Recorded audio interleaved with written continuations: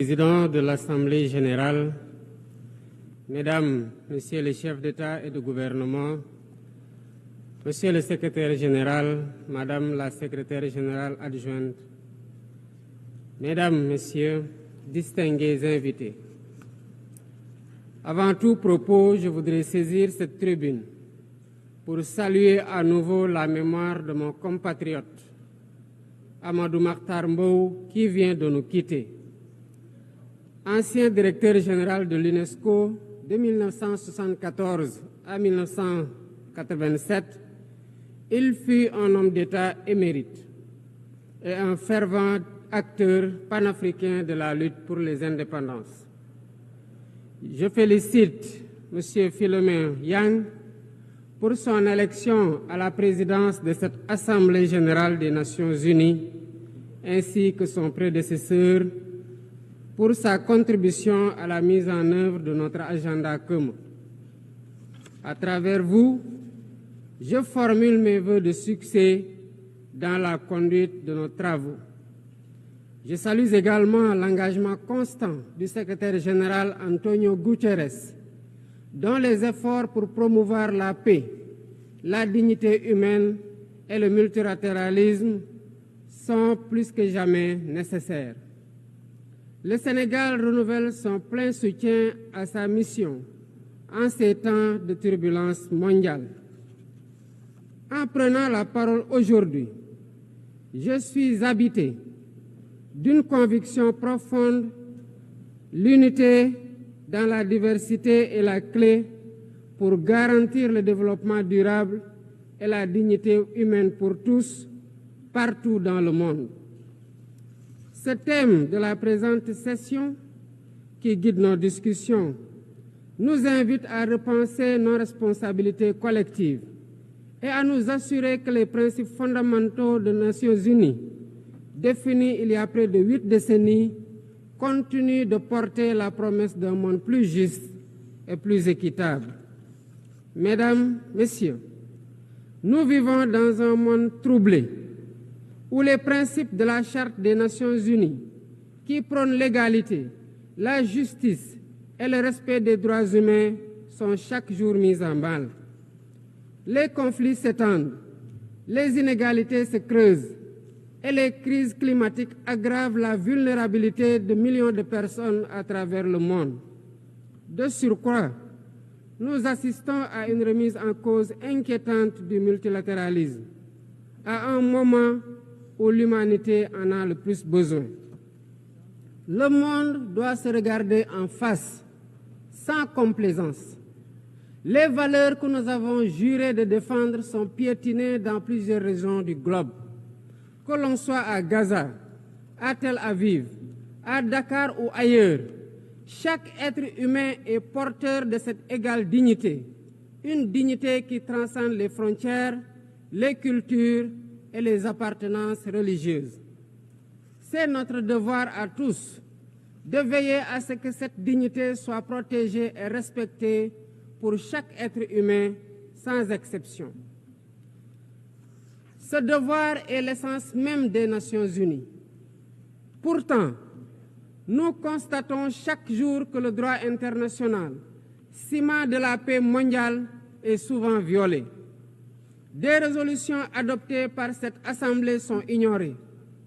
En tolérant ces violences répétées, nous foulons aux pieds les principes de la Charte des Nations unies et sapons les fondements même de cette maison de la paix. Jamais les fondements des Nations unies n'ont autant vacillé qu'en ces temps de violence et de peur et d'incertitude. Si nous voulons éloigner le spectre de la guerre et œuvrer à l'avènement d'un monde meilleur, alors il est temps de changer les paradigmes. Il est temps de remettre l'humain au centre de l'agenda international, comme nous y invite le thème de cette session.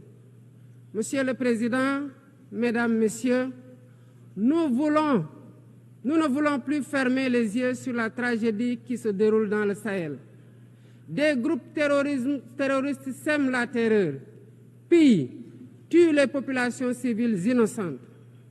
Cette région, autrefois stable, est désormais en proie à une violence quotidienne tandis que les Nations Unies, particulièrement le Conseil de sécurité, restent trop souvent inertes. De même, nous ne pouvons pas accepter que le Sahel devienne le théâtre de rivalités de puissances étrangères dont les affrontements ne font qu'aggraver la déstabilisation de la région. Je dois rappeler ici que la paix et la sécurité de l'Afrique sont indissociables de la paix mondiale.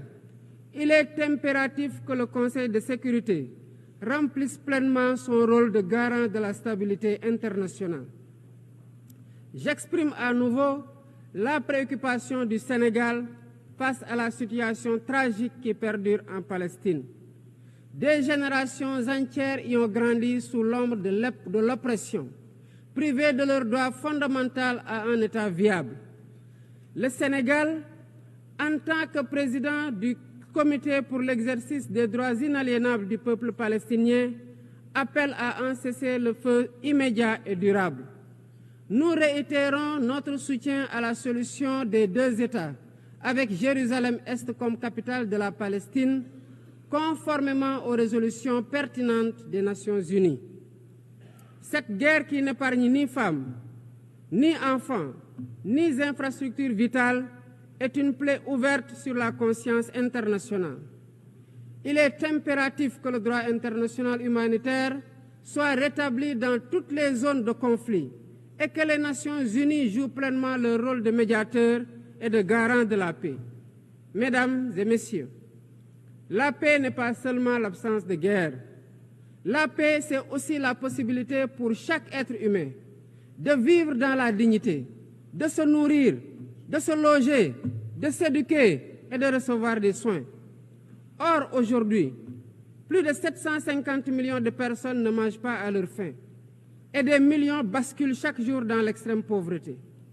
Ces chiffres éloignent de plus en plus le monde des objectifs de développement durable fixés pour 2030. Nous ne pouvons plus accepter que les mécanismes de gouvernance mondiale continuent de reproduire ces inégalités. Il est alors temps de rompre avec la logique du chacun pour soi et de bâtir un nouveau contrat social global fondé sur la solidarité et la coopération. Ce contrat doit inclure des réformes majeures pour s'attaquer aux défis politiques, économiques, environnementaux de notre époque.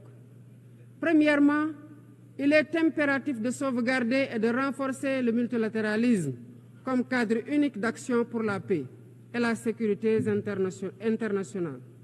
Cela passe par une réforme urgente des institutions mondiales, notamment le Conseil de sécurité, le FMI, la Banque mondiale, afin qu'elles soient plus inclusives et qu'elles reflètent les réalités géopolitiques et économiques actuelles. Le continent africain, en particulier, doit avoir une place plus importante dans ces instances de décision. Deuxièmement, il est temps de corriger les injustices économiques qui freinent le développement de nombreux pays du Sud. Le commerce illégal, l'évasion fiscale, les flux financiers illicites et les congés fiscaux abusifs ruinent les pays en développement, notamment en Afrique. Ces injustices doivent être corrigées pour permettre à tous les pays de participer pleinement au commerce mondial et de bénéficier de la croissance économique. Troisièmement, il est essentiel de garantir avec détermination et d'agir avec détermination contre le réchauffement climatique en respectant le principe de responsabilité commune mais différenciée. Les pays industrialisés responsables historiques des émissions massives de gaz à effet de serre doivent intensifier leurs efforts pour financer une transition énergétique juste et équitable qui ne pénalise pas les pays en développement. Nous devons impérativement protéger notre planète sans sacrifier les droits des nations les plus vulnérables à poursuivre leur développement. Quatrièmement, il est nécessaire de rompre avec toute tentative d'imposer des normes civilisationnelles unilatérales. Depuis son indépendance, le Sénégal a toujours défendu l'égale dignité des cultures et des civilisations. Et cette diversité doit continuer à être la base de la coexistence pacifique entre les peuples. Aucune nation ne devrait imposer aux autres ses pratiques ou ses valeurs comme normes universelles. Le respect des différences est le fondement de la stabilité et de la paix dans le monde. Mesdames et messieurs, le Sénégal est fermement engagé dans cette voie. Nous avons choisi de bâtir un État résolument tourné vers le développement durable avec des initiatives ambitieuses dans des domaines tels que les énergies propres, la souveraineté alimentaire et la gouvernance transparente. Mais nous savons que pour réussir, nous avons besoin de l'action collective et de la solidarité internationale. Aucun pays, aussi puissant soit-il, ne peut relever seuls les défis qui menacent l'humanité. Il nous faut donc agir ensemble, unis dans la diversité, pour construire un avenir où la dignité humaine est respectée, où la justice prévaut et où la prospérité est partagée.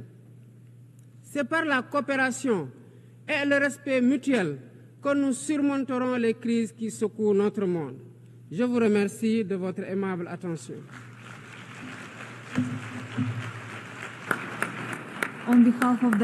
Au nom de l'Assemblée, je remercie le président de la République du Sénégal.